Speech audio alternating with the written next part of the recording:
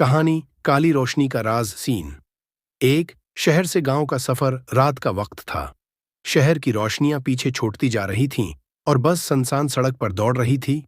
बारिश की बूंदें बस की खिड़की से टकराकर स्लाइड की तरह नीचे गिर रही थीं।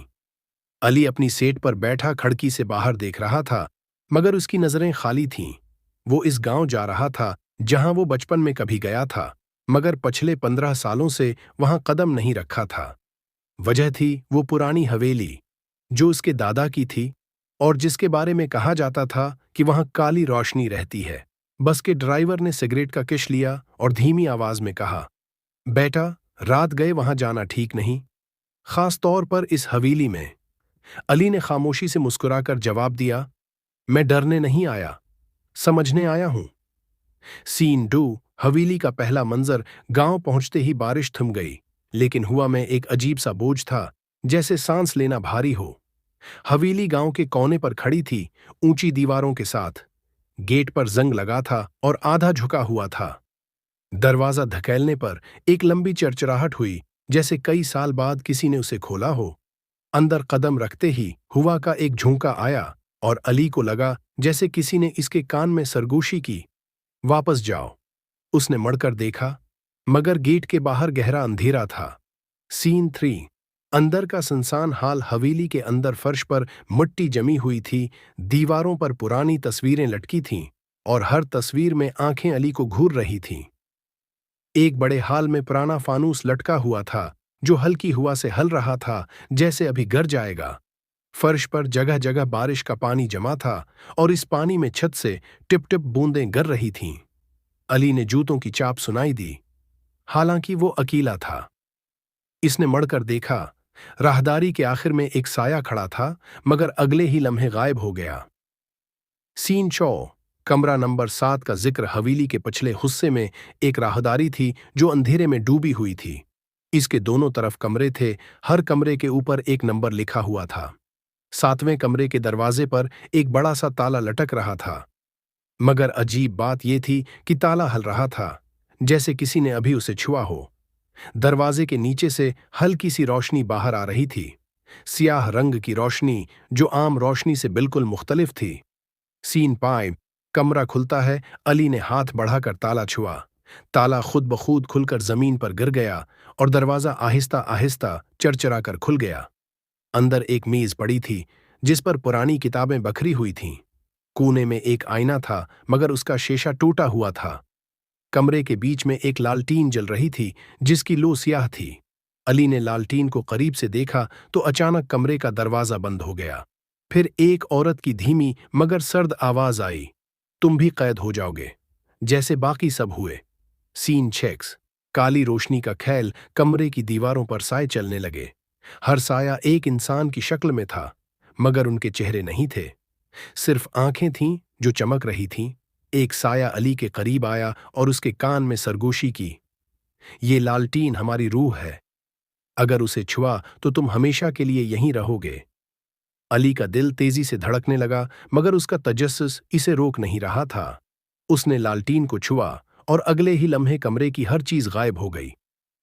सीन 7। आखिरी अंजाम। अली ने खुद को एक आईने के अंदर पाया। बाहर से वो देख रहा था कि एक नया शख्स हवेली में दाखिल हो रहा है, और वही औरत इससे कह रही थी, कमरा नंबर 7 मत खोलना। इस लम्हे अली को एहसास हुआ कि अब वो भी इस काली रोशनी का हिस्सा बन चुका है। कहानी अंधी गली का आखिरी दरवाजा। सीन 1। खामोश मोहल्ला। रात के 11:30 बजे का वक्त था।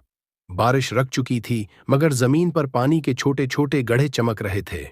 शहर के पुराने हिस्से में एक मोहल्ला था जिसे लोग अंधी गली कहते थे। इस गली के आखिर में एक पुराना दरवाजा था जो कभी खुलता नहीं था। कम लोगों का यही कहना था। उर्शिद, एक ड्रामा नवीस, अपनी अगली कहानी के लिए इस गली में आया।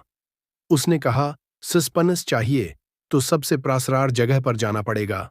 इसके साथ उसका दोस्त फहीम भी था, जो हर मौके पर मजाक करने का आदी था। सीन 2। पहली झलक। अंधी गली तंग और सुनसान थी। दोनों के कदमों की आवाज दीवारों से टकराकर गूंज रही थी। गली के आखिर में वो दरवाजा नजर आया, लकड़ी का पुराना, जंग आलूद कंडा और उस पर टूटी हुई जंजीर।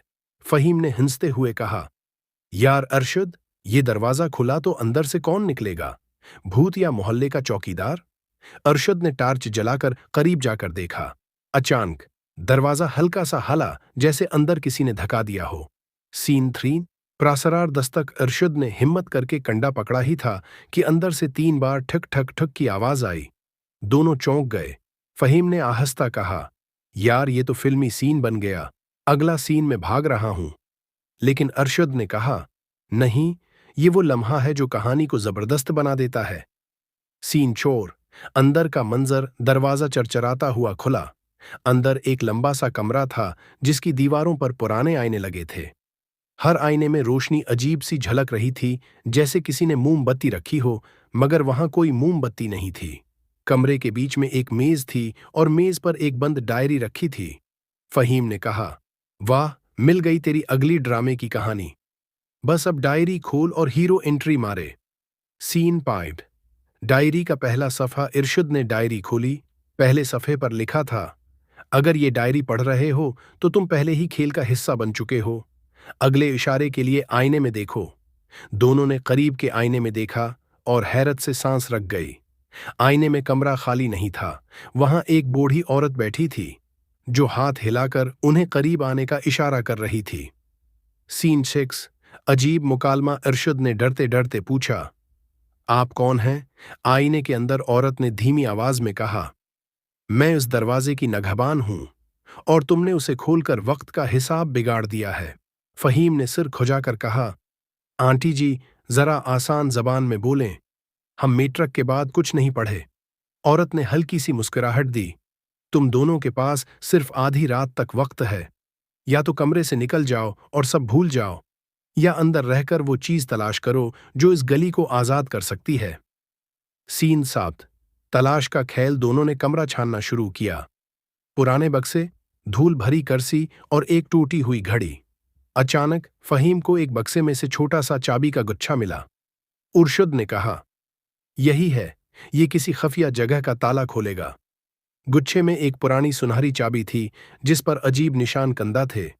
जैसे ही उर्शद ने चाबी हाथ में ली, आईने के अंदर की औरत गायब हो गई और कमरे का दरवाजा खुद ब खुद बंद हो गया। सीन 8। आखिरी इम्तिहान। कमरे की दीवार के एक कोने में एक छोटा सा लकड़ी का दरवाजा था। सुनहरी चाबी बिल्कुल फुट आई। दरवाजा खुलते ही एक तंग सी सरंग नजर आई जो अंधेरे में जा रही थी। फहीम ने कहा, यार, ये तो सीधा किसी हॉरर ड्रामे की क्लाइमेक्स लग रही है। दोनों सरंग में उतरे। अंदर एक छोटा सा कमरा था जिसमें एक खाली कुर्सी और इस पर रखा हुआ पीतल का लालटीन। जैसे ही अरशद ने लालटीन उठाई, पूरा कमरा रोशनी से भर गया और बाहर अंधी गली की रोशनी वापस आ गई। सीन 9। इंजाम। दोनों ने बाहर निकलकर देखा तो अंधी गली बिल्कुल बदल गई थी। पुरानी इमारतें साफ, खिड़कियां रोशन और वो प्रासरार दरवाजा हमेशा के लिए गायब। फहीम ने हंसते हुए कहा, वाह अरशद भाई, आज तो हम दोनों हीरो बन गए। लेकिन अगली बार कोई आम सा लोकेशन ले लेना, ये ड्रामा और भूत वाली मक्स प्लेट थोड़ी ज्यादा हो गई। इरशद ने कैमरा निकाला और आखिरी तस्वीर ली, और तस्वीर में इन दोनों के पीछे आईने में वही औरत मुस्कुरा रही थी। कहानी, पुरानी कोठी का मेहमान। सीन 1। रात की चट्टान जैसी खामोशी। शहर के किनारे एक सदी पुरानी कोठी थी जो बरसों से खाली पड़ी थी। लोग कहते थे कि यहां रात को चिराग जलते हैं और खिड़कियों में से कोई झांकता है। इरफान, एक ड्रामा राइटर, ने तय किया कि वो यहां एक रात गुजारेगा ताकि अपनी नई कहानी के लिए मवाद जमा करे। उसके साथ इसका दोस्त जावीद भी था जो मजाक करने का माहिर था। सीन 2। पहला कदम और पहला मजाक। दरवाजा खुलते ही अंदर से ठंडी हवा का झोंका आया। जावीद ने फौरन टार्च इरफान के चेहरे पर मारी और चीख कर बोला, भूत। इरफान गुस्से में, यार, अभी से शुरू मत कर। दीवारों पर पुरानी तस्वीरें लगी थीं और एक तस्वीर में एक औरत के चेहरे पर अजीब सी मुस्कुराहट थी, जैसे वो दोनों को देख रही हो। सीन 3। ऊपर का कमरा। सीढ़ियां चढ़ते वक्त लकड़ी चरचराई। इरफान के कदम रख गए क्योंकि ऊपर से हल्की सी सरगोशी सुनाई दी। जावीद ने कहा, ये तेरी अम्मी ने खिड़की से आवाज दी होगी। इरफान ने तंज किया, हाँ, और साथ चाय भी भेज दी होगी ना। दोनों ऊपर पहुंचे तो कमरे में एक पुराना झूलने वाला कुर्सी हल रही थी, खुद ब खुद। सीन 4। पुराना खत ड्रेसिंग टेबल की दराज से एक खत मिला, तारीख 1925। इसमें लिखा था, जो भी उस कमरे में रात गुजारेगा उसे वो देखेगी और वो फैसला करेगी कि तुम वापस जाओगे या हमेशा के लिए यहीं रहोगे। जावेद हंसा। वाह, क्या मार्केटिंग लाइन है, फिल्म का पोस्टर लगवा देते हैं। सीन 5। पहली हकीकत। रात के 12 बजते ही कमरे की लाइट बार बार टमटमाने लगी। खिड़की के बाहर सफेद सा साया हल रहा था। जावेद हिम्मत करके झांका और फौरन पीछे हट गया। यार, ये औरत है, पर पैर जमीन से ऊपर हैं। इरफान ने हिंसने की कोशिश की, मगर उसका गला खशक हो गया। सीन 6। मजाक या मौत डर के बावजूद जावेद ने कहा, मैं जाके उससे मिलता हूं, शायद वो हमें चाय पिलाए। वो खिड़की के करीब गया, मगर जैसे ही हाथ बढ़ाया, खिड़की बंद हो गई, अंदर से। फिर पीछे से किसी ने आहिस्ता कहा, मेहमान आ गए। सीन 7। फैसला कन लम्हा दोनों नीचे भागे, मगर मीन दरवाजा बंद था। इरफान ने जोर लगाया तो दरवाजा खुल गया, लेकिन बाहर सिर्फ धुंध थी, कोई रास्ता नजर नहीं आ रहा था। जावेद ने कहा, यार, उससे बेहतर है वापस चलें, शायद ये ख्वाब ही हो। पीछे पलटे तो वो औरत सीढ़ियों पर खड़ी थी, सफेद कपड़े, चेहरे पर मुस्कुराहट और हाथ में पुराना तेल का लीमप। सीन 8। आखिरी मिकालमा। औरत ने कहा, जो यहां आता है अपनी कहानी अधूरी छोड़कर नहीं जा सकता। तुम दोनों ने आधा ड्रामा देखा है, बाकी देखना होगा। अचानक कमरा बदलने लगा, दीवारें गायब और दोनों खुद को 1925 में उसी कोठी के डिनर हॉल में पाते हैं, जहां सब पुराने जमाने के कपड़ों में लोग बैठे खाना खा रहे हैं। सीन 9। इंजाम। जावेद ने इरफान से कहा, यार, लगता है हम उस कहानी के किरदार बन गए हैं। औरत ने कहा, हाँ, और अब ये ड्रामा तब खत्म होगा जब तुम अपनी जिंदगी का सबसे बड़ा राज बताओगे। कहानी यहां खत्म नहीं होती, बस लीम्प बुझता है और सुनने वाला अगली किस्त का इंतजार करता है।